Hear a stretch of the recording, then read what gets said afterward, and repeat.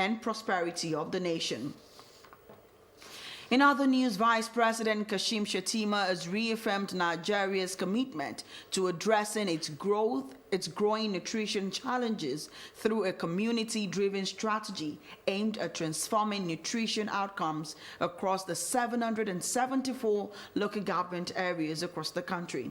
This is just as the World Bank has lauded the N774 Initiative strategic framework as a potential model for tackling malnutrition in the country and across the region. Speaking during a meeting with a high-level delegation from World Bank Group at the Presidential Villa Abuja, Vice President Shettima presented the comprehensive N77 initiative, which builds on successful outcomes from the Accelerating Nutrition Results in Nigeria project. The Vice President acknowledged the support of the World Bank on numerous nutrition programs across Nigeria. He noted that the N774 initiative comes at a crucial time.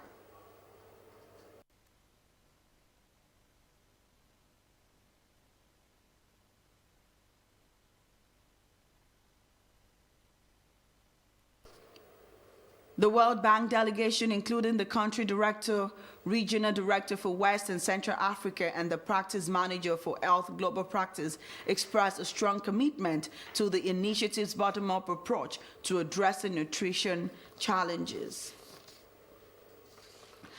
The newly appointed Minister of Education, Dr. Olatunji Alausa, has reversed the 18 years benchmark for admitting students into Nigeria universities, as pronounced by the immediate past minister, Tayo Mamman. The minister made the declaration at his inaugural briefing with the media in Abuja on stating that 18 years policy was detrimental to the federal government effort at reducing the number of out-of-school children.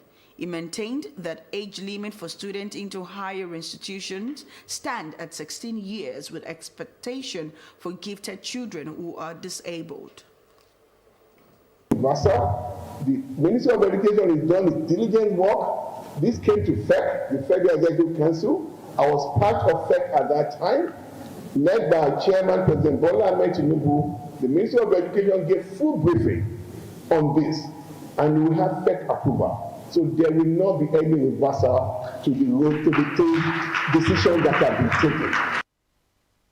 Reduce the number of out-of-school children, the minister noted that the ministry will collaborate with the Ministry of Humanitarian Affairs in providing conditional cash transfer as incentives to increase school enrollment for students. The minister said 80% focus will be on vocational trainings, while 20% will be theoretical, while more attention will be placed on science, technology, engineering, mathematics, and medical sciences. The House of Representatives Committee on Renewable Energy has summoned the Minister of Power, Budget, Planning and Economic Development and other concerned ministries, departments and agencies to appear before it today. Chairman of the committee, Honorable Alpha Mogena, gave the ruling in Abuja following the absence of the ministers and other heads of agencies at the commencement of a two-day investigative hearing on government investment and grants received for renewable energy development from 2015 till date. Honorable Ogene, while ruling that the committee find it very distasteful that the sectors of renewable energy were all absent, vowed that the committee is determined to get to the root of their investigation. Individual or particular agencies, but they must come to answer to the parliament. If there have been lackadaisical in handling other committees, this is a different committee. I don't think that we'll be this lax in dealing with people that we have invited over time. This process started since June, and there is no organization so summoned that have not received, in the minimum, 3 letters from this committee.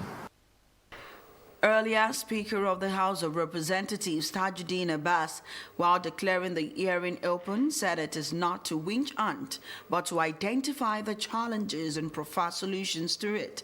Abbas, who spoke through the House Minority Whip, Honorable Ali Issa, therefore charged MDAs and stakeholders at the hearing to be transparent in their dialogue. This considerable investment, access to stable and reliable electricity remain a struggle for many or all Nigerians. Our goal is to better understand how the Parliament can support the renewable energy sector in a way that drives real measurable change.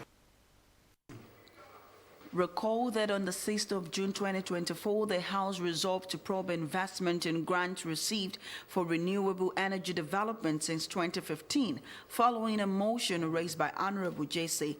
Onokosi.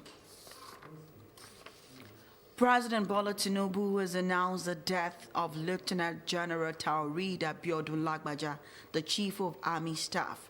In a statement issued by the Special Advisor to the President, Information and Strategy, Bayo Ononuga, Lagbaja passed away on Tuesday night in Lagos after a period of illness. Lagbaja died at the age of 56. Born on February 28, 1968, General Lagbaja was appointed Chief of Army Staff on June 19, 2023 by President Bola Tinubu. The President expresses his heartfelt condolences to the family and the Nigerian Armed Forces during this difficult time. He wishes General Lagbaja eternal peace and honors his significant contributions to the nation. Meanwhile, President Tinubu has promoted the acting Chief of Army Staff Major General Olufemi Olatubosun Oluyede to the rank of Lieutenant General during a ceremony held at the State House, Abuja. While decorating the acting Army Chief of Staff, President Tinubu commended the military for its unwavering courage, dedication, and patriotism in maintaining the nation's security.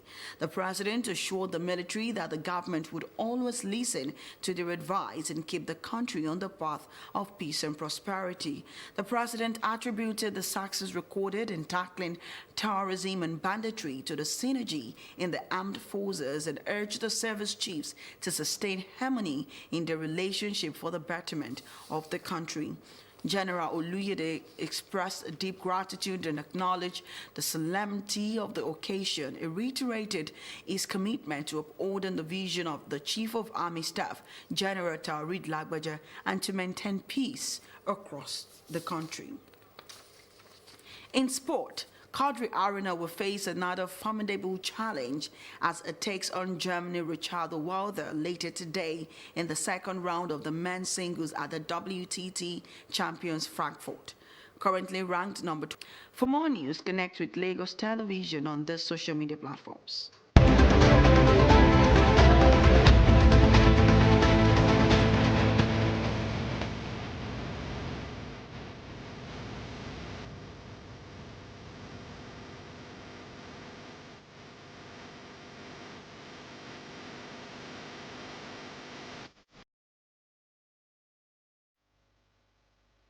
Many thanks for staying with us. Please remember to call the Lagos State toll-free lines 767 or 112 in case of emergencies. I am Aminat Elegushi. See you again at 2 p.m.